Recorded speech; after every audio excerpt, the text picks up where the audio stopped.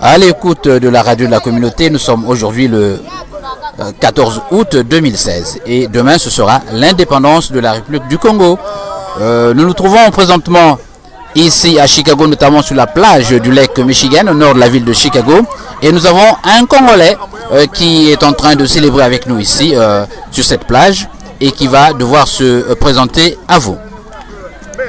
Bonsoir chers auditeurs. Merci pour le micro que la chaîne de la communauté congolaise m'offre ce soir pour dire ce que je pense à propos de l'indépendance de notre cher bien pays, le Congo-Brazzaville. Il est actuellement ici à Chicago et au bord du lac Michigan, 20h48. Nous sommes ici en communauté, des sœurs, des frères et des invités pour célébrer un jour avant l'indépendance de notre cher beau pays. Merci.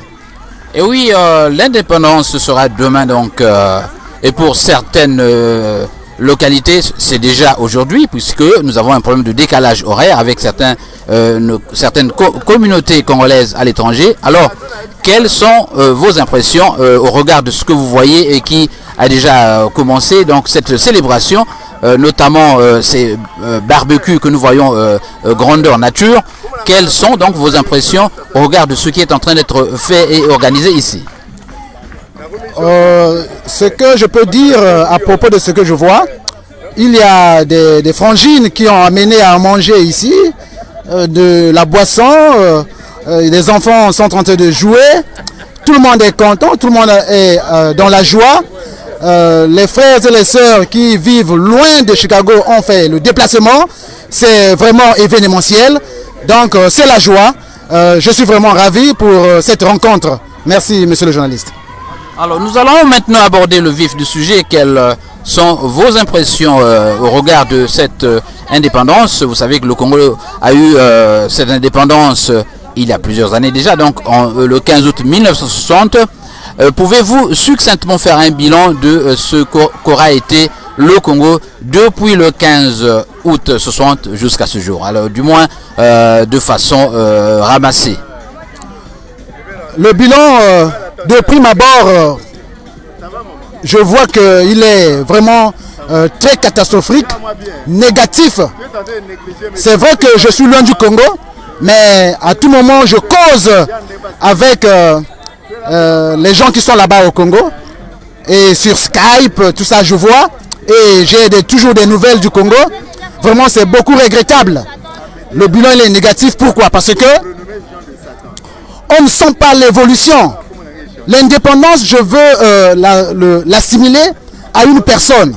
Une personne, quand elle est née, elle grandit, elle va à l'école, elle travaille et elle se sépare de ses parents. Elle commence à vivre sur ses propres moyens. Mais le Congo, est-ce que le Congo est réellement indépendant? Financièrement, économiquement, même dans le pays, il y a trop vraiment de structures qui manquent. Les gens ne sont pas contents, mais c'est beaucoup regrettable. Mais nous pensons qu'on garde l'espoir. On garde l'espoir parce que les autorités doivent faire beaucoup d'efforts pour faire que l'indépendance du Congo soit vraiment réelle. Que les gens vivent cette indépendance-là.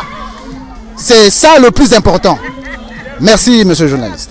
Alors, pour terminer, est-ce qu'on peut revenir sur la communauté congolaise, notamment de Chicago? Est-ce que vous pensez que cette communauté est davantage, parce qu'on a, on a toujours dit qu'elle était lourde, notamment avec un manque d'activité, notamment d'initiative, j'allais dire. Est-ce que vous pensez qu'à ce jour, cette communauté essaie de se ressaisir et de se comporter comme les communautés sœurs, notamment en Europe, en Asie, un peu partout, qui sont un peu plus organisées, comme au Canada, j'allais dire. Voilà. Je vais répondre à cette question sur deux volets. Le premier, c'est concernant les activités que les membres de la communauté congolaise de l'Illinois tiennent. Ce qui est vrai, c'est que les membres se soutiennent les uns les autres pendant des événements tragiques. Bon, parfois, il y a des frères qui perdent des parents au pays, parfois même ici. Et la communauté se rassemble font des cotisations pour assister le frère qui est pleuré. Donc c'est une bonne chose. Bon, de l'autre côté, le deuxième volet, c'est que l'organisation, pour nous les Congolais, c'est vraiment un problème complexe. Parce que, jusqu'à maintenant, là, on n'est pas vraiment réellement structuré. Et vraiment, ça nous déçoit. Mais on garde toujours l'espoir parce que il y a un adage qui dit, tant que la vie est là, on doit toujours espérer. Donc je pense que dans les mois, les années à venir, les Congolais vont prendre conscience et puis vont chercher à s'organiser, structurer pour que cette entente-là, parce que nous sommes des Bantous, donc nous avons notre culture congolaise, on doit la valoriser ici aux États-Unis. Donc on a le Kimuntu.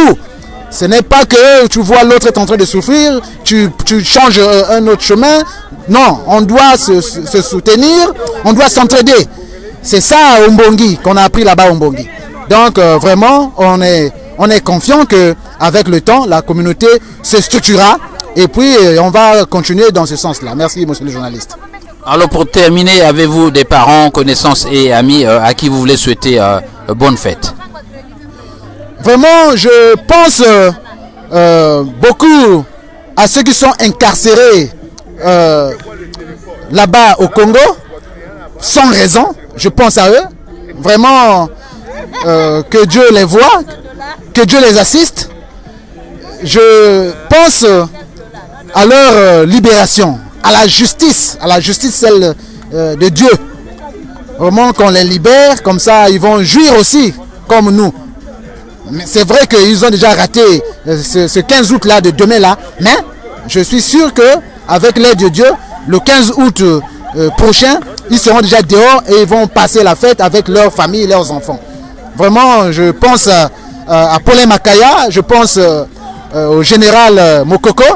Vraiment, c'est des gens qui parlent des valeurs congolaises. Quand quelqu'un défend, quand quelqu'un combat le népotisme, quand quelqu'un combat le tribalisme, ça signifie que c'est des gens qui véhiculent de bons messages. Donc on doit supporter ces gens-là. Donc vraiment, voilà ce que j'avais à dire. Merci, monsieur le journaliste. Merci et bonne fête à vous.